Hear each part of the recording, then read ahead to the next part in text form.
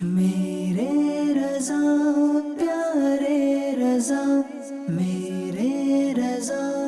پیارے رضا، ملک کے سخن کی شاہی تم کو رضا مسلم، جس سمت آ گئے ہو سکے بٹھا دیے ہیں۔ الحمدللہ رب العالمین والصلاة والسلام علی سید المرسلین، اما بعد فاعوذ باللہ من الشیطان الرجیم، بسم اللہ الرحمن الرحیم۔ الصلاة والسلام علیک یا رسول اللہ وعلی آلک واصحابک یا حبیب اللہ۔ الصلاة والسلام علیک یا نبی اللہ وعلی آلک واصحابک یا نور اللہ۔ مدنی چینل کے ناظرین، مدنی چینل کا پروگرام ہے کلم رضا کے شاہکار۔ اعلیٰ حضرت امام اہل سنت نے مختلف موضوعات پر اپنی تحقیقات فرمائی ہیں، جو آپ کے رسائل، آپ کے فتاوی اور آپ کی دیگر تصانیف کی صورت میں آج بھی موجود ہیں، اور امت کے علماء اور دینی طلباء اور عوام بھی اعلیٰ حضرت امام اہل سنت کی ان تحقیقات سے فیضیاب ہو رہے ہیں۔ بہت سے موضوعات پر سوالات اعلیٰ حضرت امام اہل سنت کی بارگاہ میں پیش کیے جاتے، اور آپ رحمت اللہ تعالیٰ علیہ ہر موضوع کو اس کے تقاضے کے مطابق نبھاتے ہوئے اس کا جواب ارشاد فرماتے۔ قرآن مجید فرقان حمید جو سارے جہان کے لیے ہدایت کا سامان ہے، دستور حیات ہے، اور اسی میں ہدایت موجود ہے، اور اگر رب تبارک و تعالیٰ کی رضا پانی ہے تو پیارے آقا صلی اللہ تعالی علیہ وسلم کے لائے ہوئے اس مبارک کلام کی اتباع ہر بندے پر لازم ہے۔ قرآن مجید فرقان حمید کی آیات پیارے آقا مدینے والے مصطفیٰ صلی اللہ تعالی علیہ وسلم کے سینہ اطہر پر نازل ہوتی رہی، اور نبی کریم رؤوف الرحیم صلی اللہ تعالی علیہ وسلم کے فرمانے پر صحابہ کرام ان آیات کو یاد بھی کرتے، اور مختلف چیزوں پر ان آیات کو لکھ بھی لیا جاتا۔ لیکن ہم دیکھتے ہیں کہ تاریخ اسلام کے مختلف ادوار میں قرآن مجید کو جمع کرنے کا خاص اہتمام کیا گیا، اور مختلف ادوار میں مختلف انداز میں اس کام کے تقاضوں کو پورا کیا گیا۔ دیکھا جائے تو صدیق اکبر رضی اللہ تعالی عنہ کے دور خلافت میں بھی جمع قرآن کا معاملہ ہوا، اور حضرت سیدنا عثمان غنی رضی اللہ تعالی عنہ کے عہد خلافت میں بھی اس کام کی تکمیل کی گئی۔ لیکن ہم جب خلفائے راشدین کا تذکرہ پڑھتے ہیں تو ان میں تیسرے خلیفہ حضرت سیدنا عثمان ذو النورین رضی اللہ تعالی عنہ کے حوالے سے ہمیں یہ لقب نظر آتا ہے کہ آپ کو جامع القرآن کہا جاتا ہے، کہ عثمان غنی کون ہیں؟ وہ ذات ہیں جنہوں نے قرآن کو جمع کیا۔ حالانکہ قرآن مجید فرقان حمید کا حقیقتاً جمع کرنے والا رب تبارک و تعالیٰ خود ہے، اور اللہ تعالیٰ کی اس صفت کا مظہر پیارے آقا صلی اللہ تعالی علیہ وسلم ہیں کہ آپ علیہ السلام نے آیات کی تلاوت فرمائی، اور اپنے صحابہ کرام کے سامنے ان کو بیان فرما کر ان کو تحریر کروایا۔ مختلف چیزوں پر صحابہ کرام ان آیات اور صورتوں کو لکھا کرتے۔ نبی پاک علیہ السلام صحابہ کرام کو یہ ہدایت بھی فرماتے رہتے کہ کون سی آیت پہلے تحریر کرنی ہے اور کون سی بعد میں کرنی ہے، کون سی آیت کس صورت کی ہے اور کون سی صورت کس صورت سے پہلے آئے گی اور کون سی بعد میں آئے گی۔ یعنی لوح محفوظ میں جو قرآن مجید کی ترتیب تھی، نبی کریم علیہ السلام اسی ترتیب کے مطابق صحابہ کرام کو آیات مبارکہ تحریر کرنے کا ارشاد فرماتے۔ تو یوں نبی پاک علیہ السلام بھی قرآن کو جمع فرمانے والے ہیں۔ پھر سیدنا صدیق اکبر رضی اللہ تعالی عنہ کے عہد خلافت میں بھی قرآن کو جمع کیا گیا۔ عثمان غنی رضی اللہ تعالی عنہ کے عہد خلافت میں بھی قرآن کو جمع کیا گیا۔ لیکن ہم دیکھتے ہیں کہ صرف عثمان غنی رضی اللہ تعالی عنہ ہی کے لیے خاص طور پر جامع القرآن یعنی قرآن کو جمع کرنے والے اس لقب کا استعمال کیا جاتا ہے۔ تو اعلیٰ حضرت امام اہل سنت سے اس بارے میں سوال کیا گیا کہ آیا قرآن مجید کس انداز میں جمع کیا گیا؟ قرآن مجید فرقان حمید کو جمع کرنے کے مختلف مراحل کیا تھے؟ اور جناب عثمان غنی رضی اللہ تعالی عنہ ہی کو جامع القرآن کیوں کہا جاتا ہے؟ تو اعلیٰ حضرت امام اہل سنت نے اس سوال کے جواب میں پورا رسالہ تحریر فرمایا، جو فتاوی رضویہ شریف کی 26ویں جلد میں جگمگا رہا ہے۔ اس مبارک رسالے کا نام کیا ہے؟ چنانچہ اعلیٰ حضرت امام اہل سنت نے اس مبارک رسالے کا جو نام تجویز فرمایا وہ کچھ یوں ہے: جمع القرآن وبما عزوہ لعثمان، جس کا خلاصہ ہے کہ قرآن کو جمع کرنا اور اس کی نسبت، یعنی قرآن کو جمع کرنے کی نسبت حضرت عثمان غنی رضی اللہ تعالی عنہ کی طرف کیوں کی جاتی ہے؟ ابتداً ہم وہ سوال پڑھتے ہیں جو اعلیٰ حضرت امام علیہ سنت سے پوچھا گیا تھا کہ کیا فرماتے ہیں علماء دین و مفتیان شرع متین اس امر میں، اس بارے میں کہ قرآن شریف حضرت عثمان غنی رضی اللہ تعالی عنہ نے جمع کیا تھا یا ان سے پہلے بھی کسی نے جمع کیا؟ اور یہ جو سنا جاتا ہے کہ حضرت ابو بکر صدیق رضی اللہ تعالی عنہ نے جمع کیا اور ان کا جمع کیا ہوا مدفون کر دیا گیا، یعنی دفن کر دیا گیا، یہ سچ ہے یا غلط؟ یہ سوال تھا۔ تو اعلیٰ حضرت امام علیہ سنت نے قرآن کو جمع کرنے کے تمام مراحل کا ذکر فرمایا، اور ابتداً اعلیٰ حضرت امام علیہ سنت نے یہی ارشاد فرمایا کہ حقیقتاً قرآن کو جمع کرنے والی ذات رب قدیر عز و جل کی ہے۔ چنانچہ سورہ قیامہ میں رب تبارک و تعالی خود ارشاد فرماتا ہے: ان علینا جمعہ و قرآنہ، ترجمہ کنز الایمان، بے شک اس کا محفوظ کرنا، یعنی اس قرآن مجید کی حفاظت کرنا اور پڑھنا ہمارے ذمے ہے۔ اسی طرح رب تبارک و تعالی نے سورہ حجر میں قرآن مجید فرقان حمید کی حفاظت کا ذمہ خود لیتے ہوئے ارشاد فرمایا: اِنَّا نَحْنُ نَزَّلْنَا الذِّكْرَ وَإِنَّا لَهُ لَحَافِظُونَ، بے شک ہم نے اتارا ہے یہ قرآن اور بے شک ہم خود اس کے نگہبان ہیں۔ تو اعلیٰ حضرت امام علیہ سنت نے بیان فرمایا کہ حقیقتاً قرآن کو جمع کرنے والی ذات رب قدیر عز و جل کی ہے، اور اللہ تعالیٰ کی اس صفت کا مظہر پیارے آقا صلی اللہ تعالیٰ علیہ وسلم ہے کہ جیسے جیسے حاجت اور ضرورت کے مطابق قرآن کی آیات نازل ہوتی چلی جاتی، نبی کریم رؤوف الرحیم خاتم النبیین صلی اللہ تعالیٰ علیہ وسلم صحابہ کرام کو وہ آیات لکھوا دیا کرتے، اور صحابہ کرام مختلف چیزوں پر ان آیات کو تحریر کرتے، یعنی درخت کی چھالوں پر، اسی طرح جانوروں کی کھالوں پر اور مختلف اشیاء پر قرآن مجید فرقان حمید کی متعدد آیات کو تحریر کیا جاتا۔ اور قرآن مجید کی جو ترتیب توقیفی ہے، یعنی لوح محفوظ میں قرآن مجید جس ترتیب کے ساتھ موجود ہے، پیارے آقا صلی اللہ تعالی وسلم اپنے صحابہ کرام کو وہ ترتیب تعلیم ارشاد فرماتے رہتے، یعنی آیات کا نزول تو حاجت کے پیش نظر ہوتا، لیکن قرآن کی جو لوح محفوظ میں موجود ترتیب ہے، پیارے آقا علیہ السلام اس کی نشاندہی فرماتے کہ اس آیت کو فلاں صورت میں تحریر کیا جائے اور اس آیت کے بعد ذکر کیا جائے، فلاں صورت پہلے ذکر کی جائے اور فلاں صورت بعد میں ذکر کی جائے۔ تو یوں نبی پاک علیہ السلام کی ظاہری حیات ہی میں مختلف چیزوں پر قرآن مجید کو تحریر کیا گیا اور صحابہ کرام نے اپنے سینوں میں محفوظ کیا۔ لیکن جب پیارے آقا علیہ السلام نے دنیا سے پردہ فرمایا اور جناب صدیق اکبر رضی اللہ تعالی عنہ کا دور خلافت آیا، تو اس وقت جھوٹے نبوت کے دعوے دار مسیلمہ کذاب سے جب جنگ یمامہ کا معاملہ درپیش ہوا اور اس میں سینکڑوں صحابہ کرام کی شہادت ہوئی، جن میں وہ صحابہ کرام بھی تھے جو حافظ قرآن تھے، جب کثرت سے حفاظ کرام کی شہادت ہوتی چلی گئی تو حضرت فاروق اعظم رضی اللہ تعالی عنہ نے صدیق اکبر رضی اللہ تعالیٰ عنہ کی بارگاہ میں حاضر ہو کر یہ مشورہ پیش کیا کہ اے خلیفہ رسول، اگر جنگ یمامہ کی طرح دیگر جنگوں میں بھی اسی طرح صحابہ کرام جو قرآن کے حافظ ہیں شہید ہوتے چلے گئے تو ایسا نہ ہو کہ آنے والی امت تک یہ قرآن مکمل صورت میں نہ پہنچ سکے، قرآن کے کچھ حصے سے یہ امت محروم ہو جائے۔ تو جناب صدیق اکبر رضی اللہ تعالیٰ عنہ نے فاروق اعظم رضی اللہ تعالیٰ عنہ کے مشورے پر جناب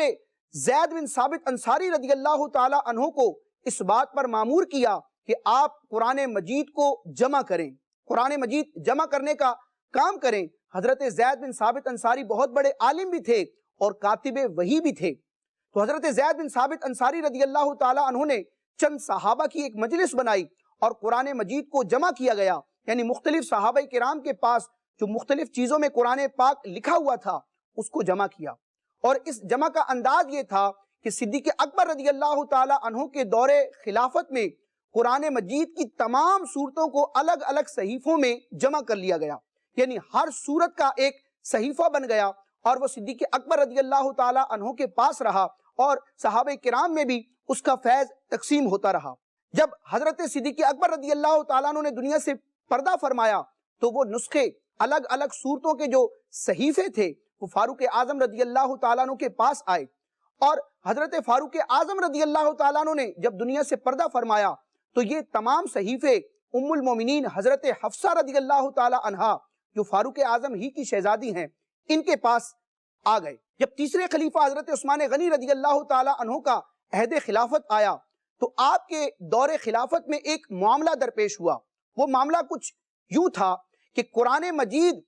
نبی کریم علیہ السلام کی زبان یعنی کہ قریش کے لہجے کے مطابق نازل ہوا تھا، لیکن چونکہ ابتدائے اسلام میں عرب کے مختلف قبائل اسلام قبول کر چکے تھے اور عربی کے مختلف قبیلوں اور خاندانوں کا لہجہ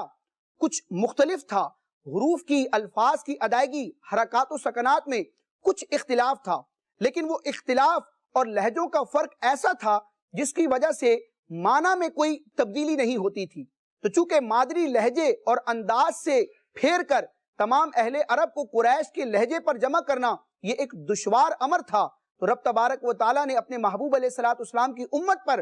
یہ فضل فرماتے ہوئے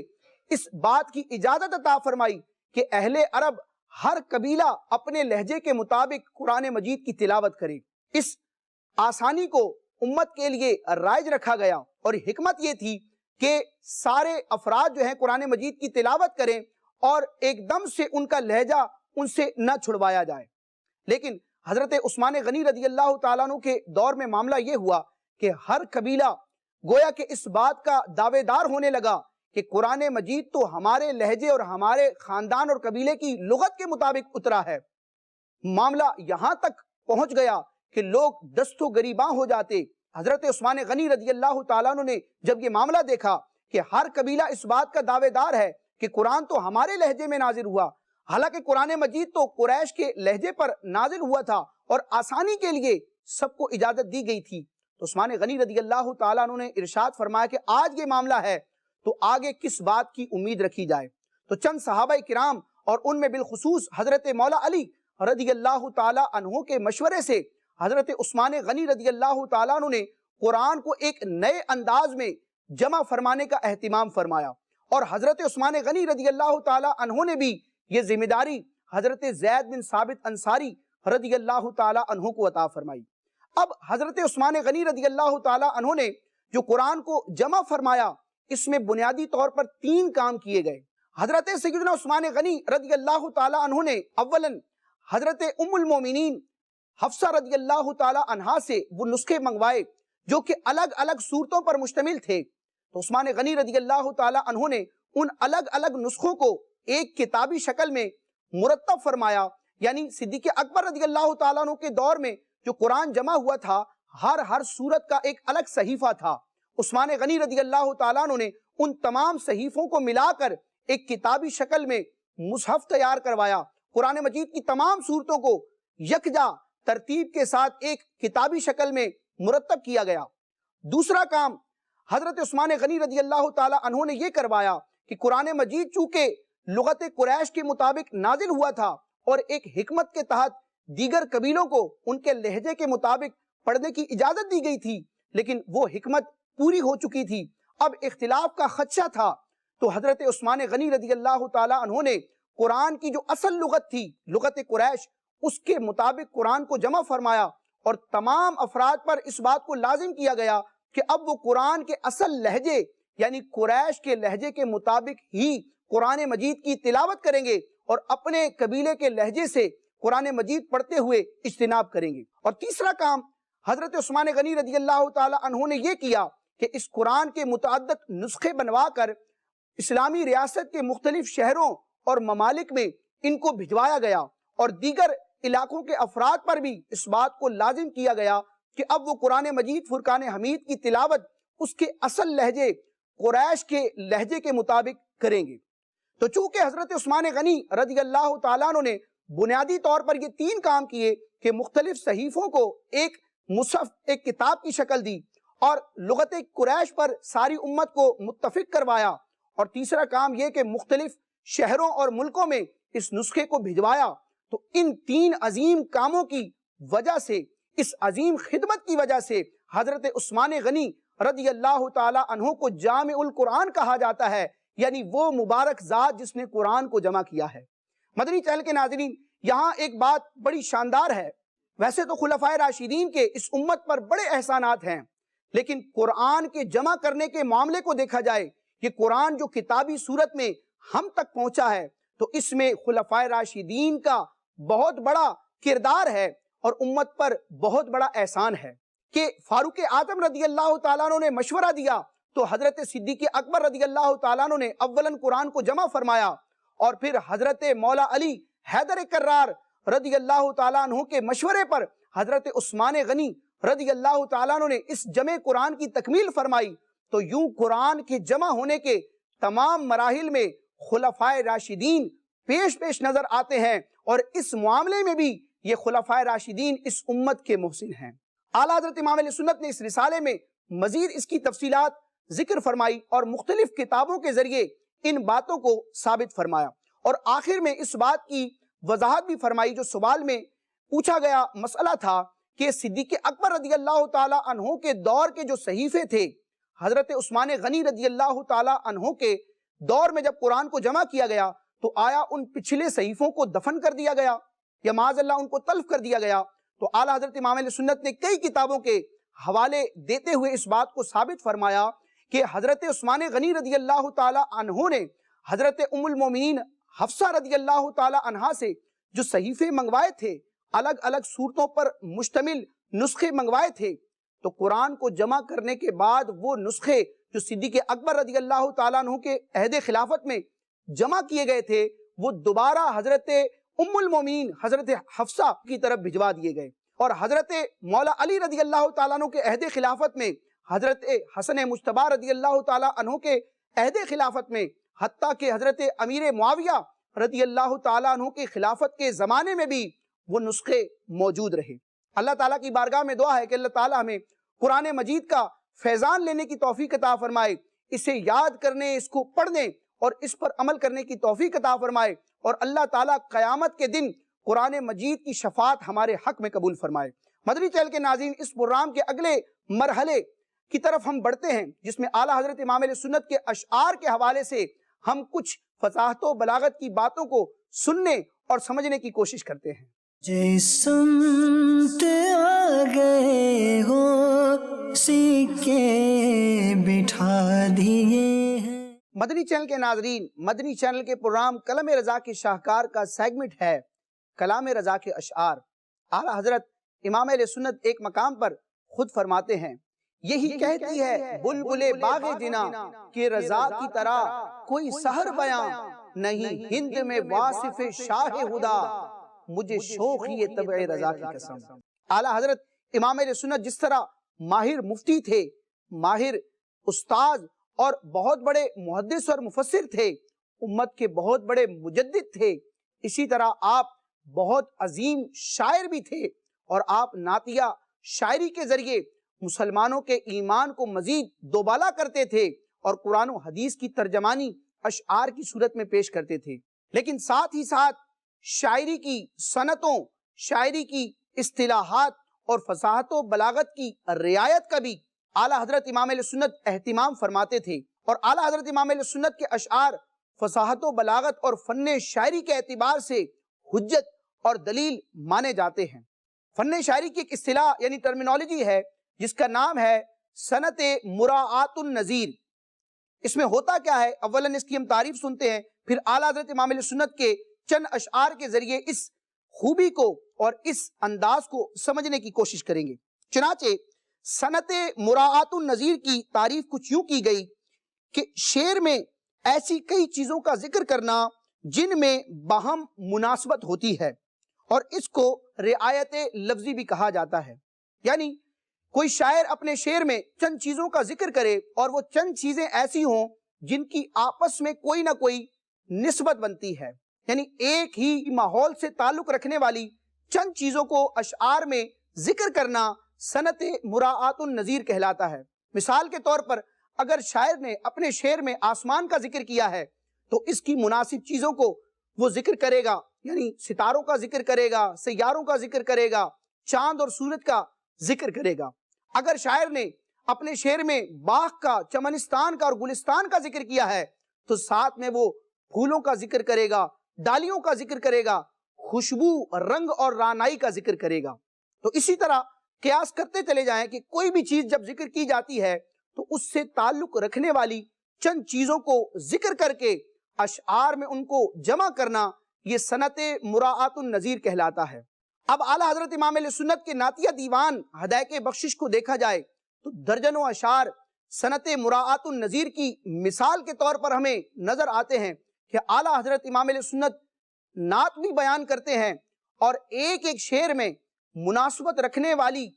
کئی کئی چیزوں کو ذکر فرماتے ہیں۔ مثال کے طور پر پیارے آقا صلی اللہ تعالی وسلم کے سراپے کی، آپ کے جسم اقدس کے مختلف اعضاء کی خوبصورتی کو بیان کرتے ہوئے ایک مقام پر آپ فرماتے ہیں کہ شاخ قامت شاہ میں زلف و چشم و رخسار و لب ہیں، سنبل نرگس گل پنکھڑیاں قدرت کی کیا پھولی شاہ۔ اب اس شعر میں اعلیٰ حضرت امام اہل سنت نے گویا کہ یہ بیان فرمایا کہ سرکار علیہ السلام کے قامت، آپ کے قد انور، آپ کے وجود مسعود کی جو شاخ ہے، اس شاخ میں نبی پاک علیہ السلام کی زلفیں، آپ کی چشمان کرم، آپ کی آنکھیں، آپ کے رخسار اور آپ کے لب کیا ہیں؟ اس قد انور کی شاخ میں گویا کہ آپ کی زلفیں سنبل ہیں، آپ کی مبارک چشمان کرم، آپ کی مبارک آنکھیں نرگس ہیں، آپ کے مبارک رخسار یعنی آپ کے گال مبارک گل ہیں، پھول کی مانند ہیں، اور نبی کریم علیہ السلام کے مبارک لب یہ پنکھڑیوں کی طرح ہیں۔ تو اب اس شعر میں ہم دیکھتے ہیں کہ اعلیٰ حضرت امام اہل سنت نے چند مناسبت رکھنے والی چیزوں کو ذکر کیا، یعنی جب سرکار علیہ السلام کے قامت، آپ کے قد انور کا، وجود مسعود کا ذکر فرمایا تو اس سے مناسبت رکھنے والے جسم اقدس کے مختلف اعضاء کو ذکر کیا، آپ کی زلفوں کا ذکر کیا، مبارک آنکھوں کا ذکر کیا، رخسار کا ذکر کیا اور آپ کے لبوں کا ذکر کیا۔ اسی طرح جب اعلیٰ حضرت امام اہل سنت نے شاخ کا ذکر کیا، جو پودوں کی شاخ ہوتی ہے، تو اس سے مناسبت رکھنے والے سنبل کا ذکر کیا، نرگس کا ذکر کیا،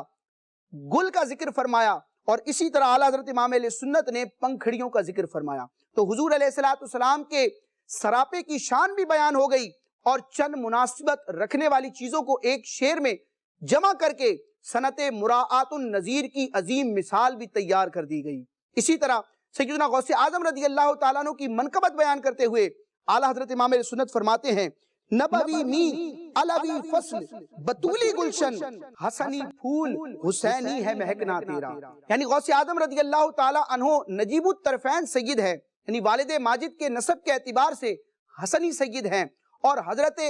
غوث اعظم رضی اللہ تعالیٰ عنہ اپنی والدہ ماجدہ کی طرف سے حسینی سید ہیں۔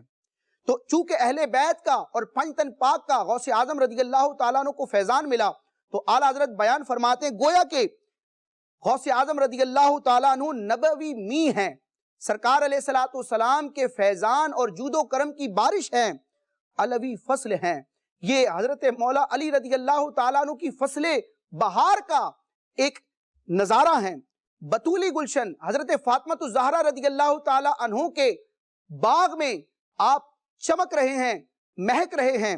حسنی پھول ہیں، امام حسن کے پھول ہیں، اور حضرت غوث اعظم رضی اللہ تعالیٰ عنہ میں امام حسین کی خوشبو آتی ہے۔ تو اس شعر میں ہم دیکھتے ہیں می یعنی بارش کا ذکر ہوا، تو ساتھ میں فصل یعنی کہ موسم کا ذکر ہوا، اسی کے ساتھ گلشن کا ذکر ہوا،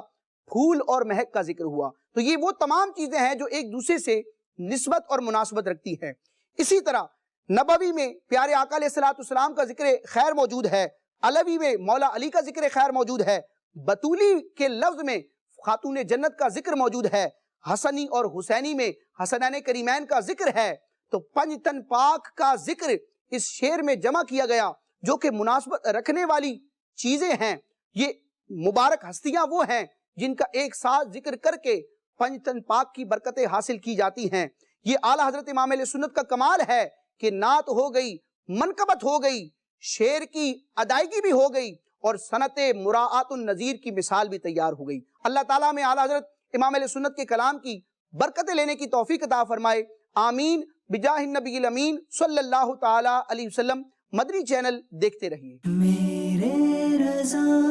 پیارے رضا، میرے رضا پیارے رضا، ملک کے سخن کی شاہی تم کو رضا مسلم، جس سمت آ گئے ہو